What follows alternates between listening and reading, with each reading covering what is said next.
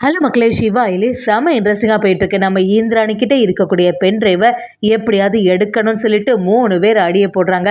ஒரு பக்கத்துல பார்த்தீங்கன்னா, நம்ம உதய பெருமாள் கிட்ட வந்து இன்னைக்கு நைட்டுக்குள்ள இந்த பென் டிரைவ எனக்கு எடுத்தாகணும்னு சொல்லவும், ஒரு சைடு ரித்திகாவும் ஒரு பிளான போடுறாங்க. அதே சமயத்துல வர்மாவும் எப்படியாவது பென் டிரைவ எடுத்துருன்னு சொல்லிட்டு அடுத்த திட்டத்த போடுறாங்கன்னே சொல்லலாம். இப்படி ஒரு வழியா யார் கையில பென் டிரைவ் மாட்டுச்சு. அதே சமயத்துல நம்ம ஆயிலிக்கு அவங்க அம்மா பத்தின எல்லா விஷயமும் தெரிய வந்ததா? வீடியோக்குள்ள போறதுக்கு முன்னாடி நம்ம சேனலுக்கு சப்ஸ்கிரைப் பண்ணிருங்க. அப்படியே பக்கத்துல இருக்க பெல் ஐக்கனை கிளிக் பண்ணுங்க.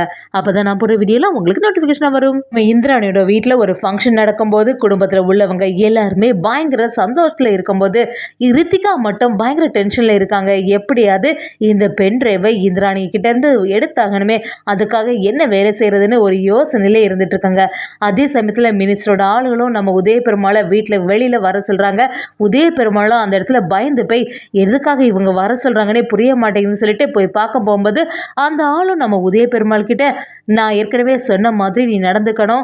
எனக்கு இன்னைக்கு நைட்டுக்குள்ள பென் டிரைவ் வந்தாகணும். இன்னைக்கு மட்டும் பென் டிரைவ் என் கையில வந்து சேரலைன்னா அதுக்கப்புறமா நடக்கிறதே வேறன்னு நம்ம உதய பெருமாளை மிரட்ட ஆரம்பிக்கிறாங்க. உதய பெருமாளும் ஒரு பக்கமா எப்படியாவது இந்திராணி கிட்ட இந்த பென் டிரைவை வாங்கிடணும்னு சொல்லிட்டு ஒரு யோசனையிலே இருக்காங்கன்னே சொல்லலாம். அதே சமயத்துல வீட்டை சுத்தி பாதுகாப்புக்காக வந்த அதிகாரிகள்ட்ட எல்லாத்தையும் சொல்ல ஆரம்பிக்கிறாங்க.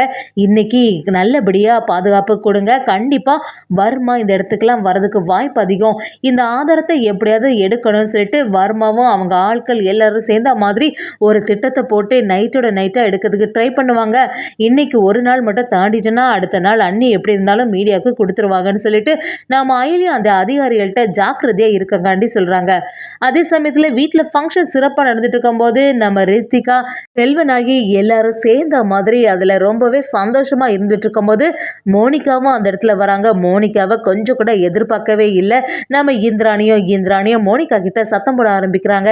இப்போ எதுக்கு தேவையில்லாம இந்த இடத்துக்கு வந்திருக்கேன், நான் தான் உங்ககிட்ட இங்க வரக்கூடாதுன்னு சொல்லியிருக்கேன்ல அப்படின்னு சொல்லிட்டு நம்ம இந்திராணிக்கும் மோனிகாவுக்கும் பிரச்சனை வர ஆரம்பிக்குது. ஒரு பக்கம் ரித்திகாவும் மோனிகாவோட சேர்ந்த மாதிரி இந்திராணியை அவமானப்படுத்த ஆரம்பிக்கிறாங்க. இந்திராணியும் இனிமே இதுல நின்றுட்டு இருந்தா சரியே வராது, என்ன சொன்னாலும் நீங்க கேட்க போறது இல்லைன்னு சொல்லிட்டு அந்த இடத்துல இருந்து கிளம்பிடுறாங்க. நம்ம ரித்திகா கிட்ட மோனிகாவும் வந்து, என்ன ரித்திகா, நான் தான் உங்ககிட்ட அன்னைக்கு ஒரு வேலை கொடுத்தேன்ல, அது நல்லபடியா முடிச்சிட்டியா? இன்னைக்கு நைட்டுக்குள்ள எனக்கு அந்த பென்ட்ரைவ் என் கைக்கு வந்தே ஆகணும். ஏற்கனவே உங்ககிட்ட இதை பத்தி நான் பேசியிருக்கேன் ரித்திகா. இந்த பென்ட்ரைவ் மட்டும் என் கைக்கு வந்துச்சுன்னா அதுக்கப்புறம் இந்த கம்பெனியோட சிஇஓ நீதான் அப்படின்னு சொல்லிட்டு ரித்திகாவுக்கு ஆசையை ஊட்டி விட்டுட்டு இருக்காங்க. இதெல்லாம் தெரிஞ்சுக்கிட்ட நம்ம ரித்திகாவும் நம்ம மட்டும் தனியாக இதை செய்யவே முடியாது, அத்தை கிட்ட சொன்னா ஏதாவது ஒரு வழி சொல்லுவாங்கன்னு செல்வனாயிட்ட நம்ம ரித்திகாவும் எல்லா விஷயத்தையும் சொல்ல ஆரம்பிக்கிறாங்க. அந்த பென்ட்ரைவ் என் கைக்கு கண்டிப்பா வந்தாகணும் அத்தை, அப்பதான் நானும் ஒரு பெரிய நிலைமைக்கு போக முடியும், அதுக்கு நீங்க தான் எனக்கு உதவி செய்யணும் அப்படின்னு சொல்லிட்டு நம்ம ரித்திகாவும் செல்வனாயிட்ட கேட்கும்போது செல்வனாயும் இப்பவாது என்கிட்ட ஏதாவது சொல்லிட்டு செய்யணும்னு நினைச்சே, சரி நான் உனக்கு உதவி பண்றேன். செல்வனாகியும் அப்படி சொன்ன உடனே ரித்திகாவுக்கு ரொம்பவே சந்தோஷம் ஆகுது. ரித்திகாவும் செல்வனாகிட்ட எப்படியாவது இந்திராணி அண்ணி இப்ப கீழே தான் இருந்துட்டு இருக்காங்க, மேல அவங்க ரூம்ல தான் கண்டிப்பா எங்கேயாவது வச்சிருப்பாங்க, அதை மட்டும் தேடி எடுத்துட்டோம்னா எந்த பிரச்சனையும் இல்லை. ஆனா இந்திராணி அண்ணி இங்க வராத மாதிரி பாத்துக்கணும் அப்படின்னு சொல்லிட்டு மோனிகாவோட உதவி கேட்குறாங்க. மோனிகா இந்த இந்திராணியை பார்த்துக்கோ, கீழே தானே இருந்துட்டு இருக்காங்க, அவங்கள்ட்ட ஏதாவது சொல்லி சமாளிக்கலாம், அவங்க மேலே மாடிக்கு மட்டும் வராமல் பார்த்துக்கணும்னு சொல்லிட்டு நம்ம ரித்திகாவும் மோனிகா கிட்ட ஐடியா குடிக்கும் போது மோனிகாவும் சரி நீ எதுக்கும் கவலைப்படாத, மேலே போய் பென்ட்ரைவை தேட வெளியே பாரு அப்படின்னு சொல்லும்போது நம்ம ரித்திகாவும் செல்வனாயும் சேர்ந்த மாதிரி பென்ட்ரைவை தேட ஆரம்பிக்கிறாங்க. ரித்திகா நம்ம இந்திரனோட ரூம்ல எல்லா இடத்துலையும் தேடி பார்க்குறேங்க, எங்கே இருந்தாலும் கிடைக்க மாட்டேங்குது, சரி எங்கேயாவது வச்சிருப்பாங்களான்னு ஒரு கட்டத்தில் கபோர்டை ஓப்பன் பண்ணி பார்க்குறாங்க. அதுக்குள்ள பென்ட்ரைவை ஒரு பாக்ஸுக்குள்ளே வச்சிருந்ததை கவனிச்சிடுறாங்க. சரி இந்த தான் பென்ட்ரைவ் இருக்கு அப்படின்னு சொல்லிட்டு நம்ம செல்வன் ஆகிட்டு ரித்திகா காட்டுறாங்க. அப்படியே அந்த பென்ட்ரைவை எடுத்துட்டு வேற ஒரு எம்டி பென்ட்ரைவை வச்சிடறாங்கன்னே சொல்லலாம். இன்னொரு பக்கம் பார்த்தீங்கன்னா நம்ம சிவாவும் அயலிக்கிட்ட இனியும் வந்து அக்கா கிட்ட பென்ட்ரைவ் இருந்தால் சரியே படாது, நம்ம எதுக்கோ என்னதான் இருக்குன்னு சொல்லிட்டு செக் பண்ணிடுவோமா அயலி, அக்கா கிட்ட இருந்து பென்ட்ரைவை வாங்கிடலான்னு சொல்லி நம்ம சிவாவும் அயலிக்கிட்ட சொல்லும்போது நீங்க சொல்றதா எல்லாமே சரியா தான் இருக்கு சீனியர், இப்பவே அன்னிக்கிட்ட இருக்கக்கூடிய பென்ட்ரைவை நான் வாங்கிடுறேன்னு நம்ம அயலி வீட்டுல வந்து நீ உங்ககிட்ட ஒரு பென்ட்ரைவ் தந்தேன்ல அதை கண்டிப்பா தந்துடுங்க அப்படின்னு சொல்லும்போது இந்திராணியும் இப்போ எதுக்கு அவசரம் அப்படின்னு கேட்குறாங்க. ஆயிலியும் இல்லை அதில் என்ன ப்ரூஃப் எல்லாம் இருக்குது அப்படிங்கிறத பார்க்கணும், செக் பண்ணிட்டு தரேன்னு சொல்லிட்டு நம்ம ஆயிலியும் இந்திராணி கிட்ட கேட்கும்போது இந்திராணியும் அந்த பென் டிரைவை எடுக்கிறதுக்காண்டி வராங்க. கரெக்டாக இந்திராணி வரும்போது ரித்திகாவுக்கு ஏதோ ஒரு சவுண்டு கேட்குதே, அப்போ இந்திராணி அண்ணி தான் வராங்களான்னு சொல்லிட்டு டவுட் ஆன உடனே ரித்திகாவும் அந்த இடத்துல இருந்து அப்படியே பீரோவுக்கு பின்னாடி ஒளிஞ்சு நின்று பார்க்குறாங்க. ஐயோ நம்ம மாட்டிட போகிறோம், இந்திராணி அண்ணி வர வந்துட்டாங்களே அப்படின்னு சொல்லிட்டு அப்படியே பதட்டத்தில் இருக்காங்க. நம்ம இந்திராணி இந்திராணியும் அந்த இடத்துல வந்து சரி இங்கே தானே பென்ட்ரைவ் வச்சேன்னு சொல்லிட்டு அந்த பென்ட்ரைவை எடுத்துகிட்டு போகிறாங்க. நம்ம இந்திராணிக்கு ரித்திகா தான் அந்த பென்ட்ரைவை மாற்றி வச்சாங்கன்னு புரிய மாட்டேங்குது. இதுதான் ஒரிஜினல் பென்ட்ரைவ்னு சொல்லிட்டு அந்த பென்ட்ரைவை எடுத்துகிட்டு போகிறாங்கன்னே சொல்லலாம். அதே சமயத்தில் ரித்திகா ரொம்பவே சந்தோஷப்படுறாங்க. என் கையில் இந்த பென்ட்ரைவ் கிடச்சிட்டு இனி பேசாமல் இதை மோனிகா கிட்ட கொடுத்துட வேண்டியதா. மோனிகா அதுக்கடுத்து மீடியாவில் யூஸ் பண்ணிப்பா. நமக்கும் பெரிய பேர் கிடைக்க போது இனிமேயும் இந்த வீட்லேயே நம்ம ஒரு சாதாரணமாக ஆள் மாதிரி இருக்க வேண்டிய தேவையே இல்லை. நம்ம இனி ஒரு கம்பெனியோட சிஇஓன்னு சொல்லிட்டு ரித்திகாவோட ஒரு மனக்கோட்டையை கட்டிடுறாங்கன்னு சொல்லலாம். செல்வனாயி ரித்திகாட்ட வந்து நல்லபடியாக எல்லாமே நடக்கணும், உன்னோட ஆசைப்படியே நடக்கட்டுன்னு சொல்லிட்டு ரித்திகாவுக்கு சப்போர்ட்டிவாகவே செல்வனாயி இருந்துட்டு இருக்காங்க. நம்ம இந்திராணி அந்த பென்ட்ரைவை எடுத்துட்டு வந்து அயலி கிட்ட கொடுக்க ஆரம்பிக்கிறாங்க. அயலி இதான் பென்ட்ரைவ் அப்படின்னு சொன்ன உடனே நம்ம அயலியும் அந்த பென்ட்ரைவை எடுத்துட்டு போகும்போது உதய பெருமாளும் அதை பார்த்துட்டு என்ன இந்திராணி செய்துட்டு இருக்க, எதுக்கு தேவையில்லாம அவங்கள்ட்ட இந்த பென்ட்ரைவை கொடுக்குற, இது எவ்வளோ பெரிய முக்கியமான ஃபைல் உனக்கு நல்லாவே தெரியும்ல, அப்படி இருக்கும்போது எதுக்கு இந்த பென்ட்ரைவை அவங்கள்ட்ட எல்லாம் கொடுத்துட்டு நானே சேஃபாக வைக்கேன்னு சொல்லி நம்ம உதய பெருமாளும் இந்திராணி கிட்ட கேட்க ஆரம்பிக்கிறாங்க. அதே சமயத்துல இன்னொரு பக்கம் பாத்தீங்கன்னா கபிலனும் இனிமே இந்த சிவாவை விட்டு வைக்கவே கூடாது.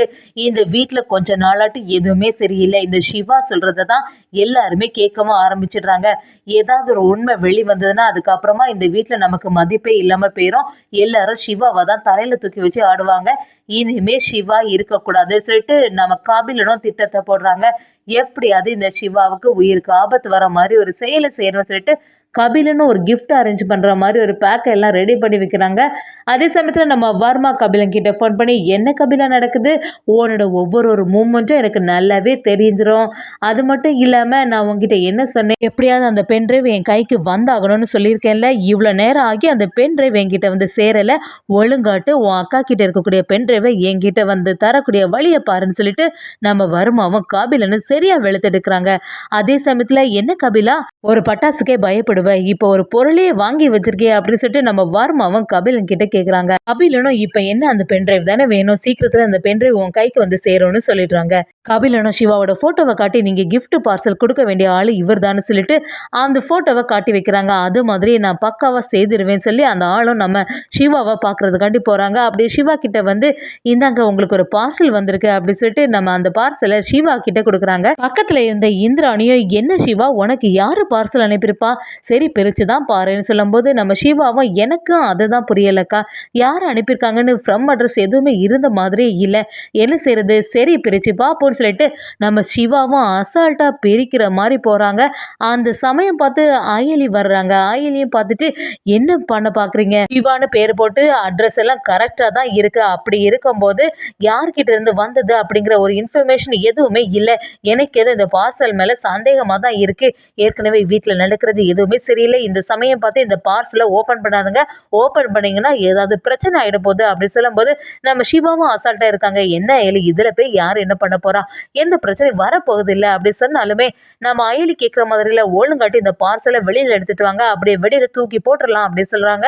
நம்ம சிவாவும் இதெல்லாம் கண்டுக்கிற மாதிரி இல்லை, ஆனா இந்திராணியும் நம்ம அயலி சொல்றத ஒருக்கா கேட்டுதான் பார்ப்போமே அப்படி சொல்லிட்டு சிவா அயலி இந்திராணி எல்லாரும் சேர்ந்த மாதிரி வெளியில வராங்க. சிவாவும் அவங்க கையில இருக்கக்கூடிய பார்சலை அப்படியே தூக்கி எறிகிறாங்க. ஒரு கட்டத்துல அதுல இருந்த ஒரு விஷயம் வெடிச்சிடுது. ஒரு கட்டத்துல நம்ம அயலி சிவாவை காப்பாத்திட்டாங்கன்னே சொல்லலாம்.